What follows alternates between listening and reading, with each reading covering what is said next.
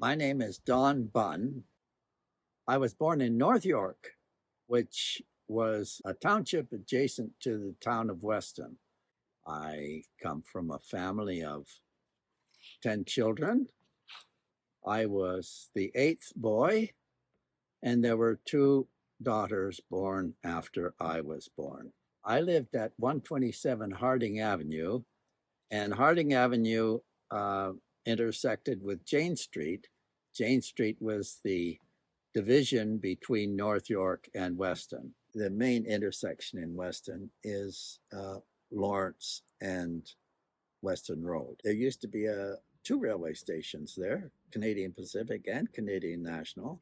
They ran parallel, but a couple of miles apart. We considered ourselves from Weston, and Weston was a small town on the outskirts of Toronto at that time in 1933. And was until I sometime in the 1960s or 1970s when it was amalgamated with Toronto. Weston had its own town hall, and any shopping we did in Weston.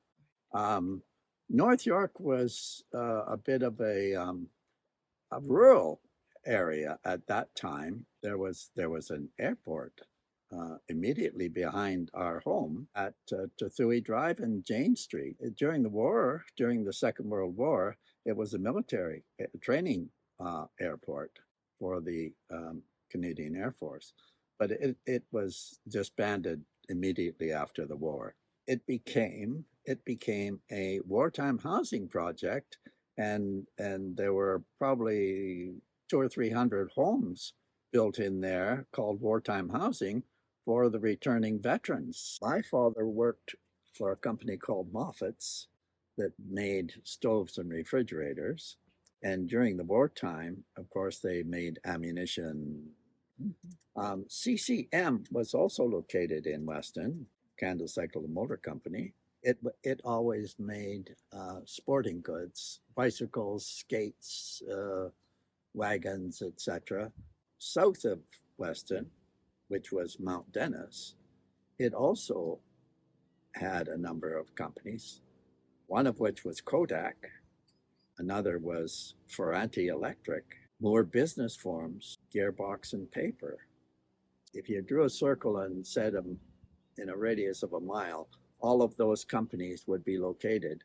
So as a result, my father was never unemployed during the Great Depression from 1929 to 1939, when the Second World War started and the Depression disappeared. All of my brothers, my 7 older brothers, all worked at Moffat. And I was the only one in the family that did not work at Moffat, or my 2 sisters did not work at Moffat's either. As they grew up, most of them stayed in Weston. I started my career after I left high school with the Bank of Nova Scotia. And then I went to CCM. And from CCM, I went to Avro Aircraft when they designed and produced the Avro Arrow, which was a very famous aircraft. At that time, it was the most technically advanced aircraft in the world. For political and economic reasons, it was canceled by the Canadian government. After Avro, I went to work for the United Appeal from 1959 until 1961, and I retired in 1988, and I've been retired now 36 years, almost as long as I worked.